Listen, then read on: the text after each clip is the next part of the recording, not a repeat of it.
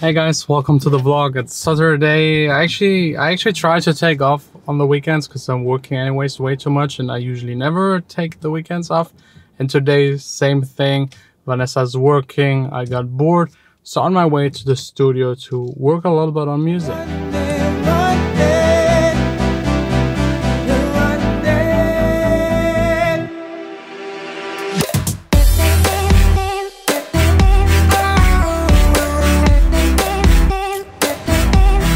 To be honest, I got a little bit lost here in the studio listening to music. Like, making music is like a big part of being a music producer and DJ, but a lot of people forget about the part actually to listen to music.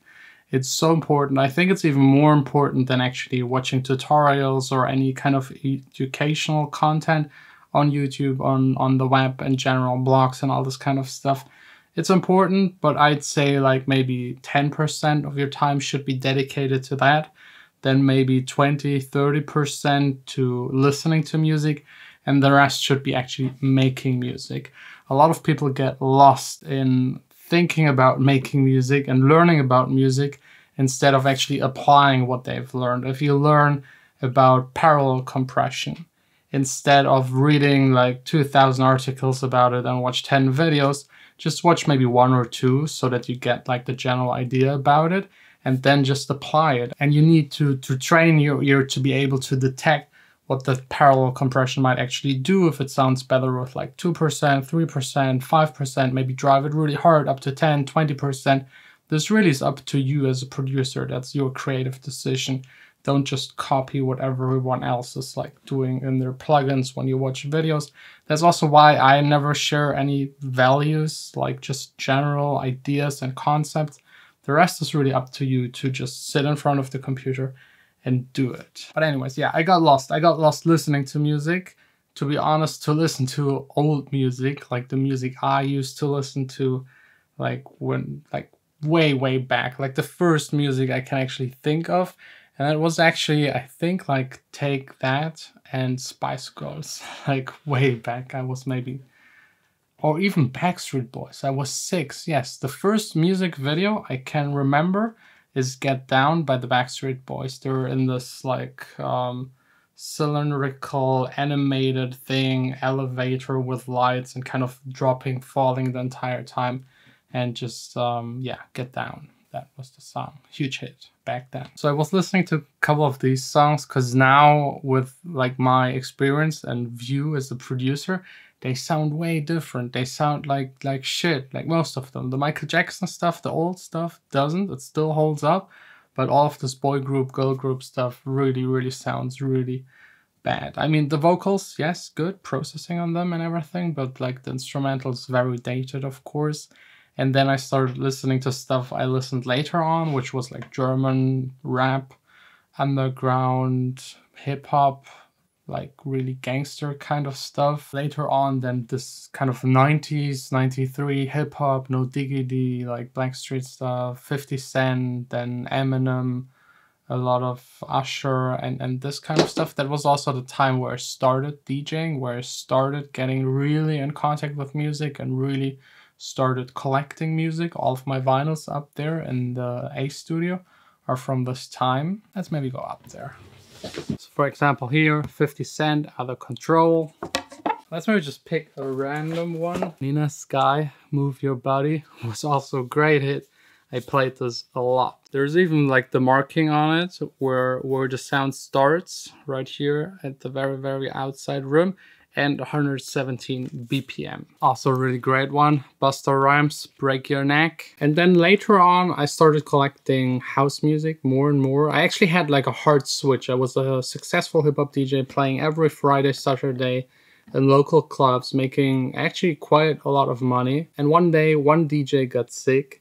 He asked me to replace him at a house party for older people that were like 22, 25 plus. I first didn't really want to because I never played house music for an entire night, just like here and there some tracks in between. But I absolutely loved it because I could play the house music, like the very commercial stuff. But later on, since they were older, they didn't really care that much about like getting the hits that they know. They just enjoyed whatever I played. So this was like really an eye-opening moment for me. Because in hip-hop clubs, you play usually music that most people know. At least the kind of hip-hop clubs here in Germany. They're very, very commercial. And there I could just like play really dark, deep kind of stuff that I used to love back then. Although like the underground stuff back then was like Axwell and like Eric Prydz and stuff like that. That was considered back then underground house music actually. Even David Guetta was still like considered underground, like completely, which changed quite a lot, as you know. And then ever since I didn't do any hip-hop anymore. That one night really changed a lot for me, and I focused fully on house music. And then also started like, since I had the urge not only to play music by other people, I wanted to also start making my own. So I have like at least 4 or 5 years of DJing only and then doing both. But yeah, back to why I was actually listening to that old stuff. I'm trying to figure out like songs to do covers of. As you know, I did one of Lumit's Never Leave You. This one is ready, just waiting to schedule it for release. And now I just thought about maybe doing another one. So I'm searching for a song that you can possibly turn into something that is my style, which isn't that easy. It needs to have the right tempo. I need to get vocals, someone to re-sing it actually. So I need like a song with good rememberable lyrics, a good hook, a good like main melody, and maybe something not a million DJs already did. So another Show Me Love by Jon Sine. It's not really needed. We already got like every year a version. So if you have any suggestions, just maybe leave links down below in the comments or just the name and title of the song. I will go check them out. Whoever picks one that I will then end up actually using will get a huge, huge prize from me personally. I have to think about what it is, but trust me, it will be big. So I think I will just go down again, listen a little more to music, like the newest stuff on BEATPORT to get a little bit inspired, maybe work a little bit on music. Whenever I'm stuck, I just listen to music and then like the creativity flows again. And then yeah, maybe try and see if I can pick up Vanessa from work, because we actually are supposed to have like a nice relaxing weekend and recover to be like strong again for Monday, but usually it just doesn't work.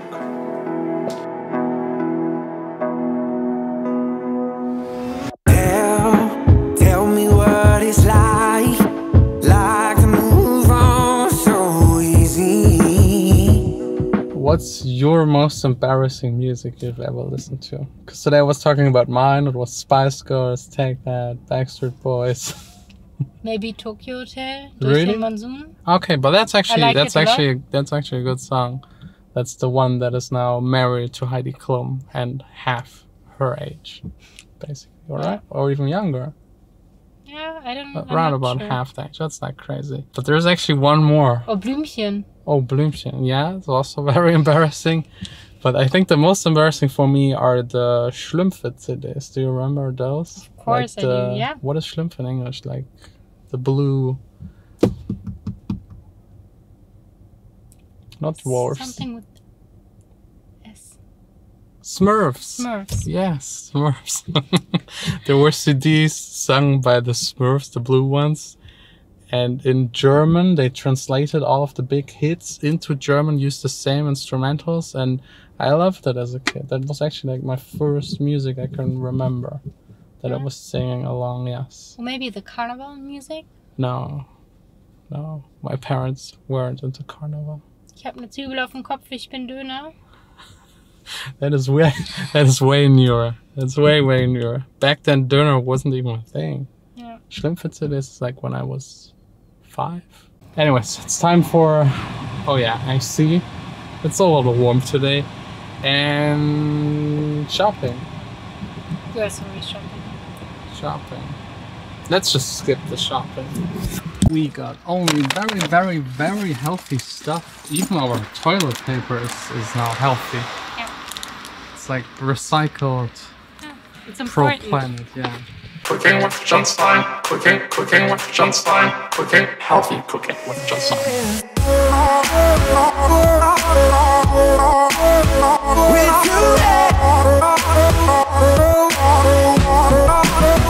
With you, you're so far away from me.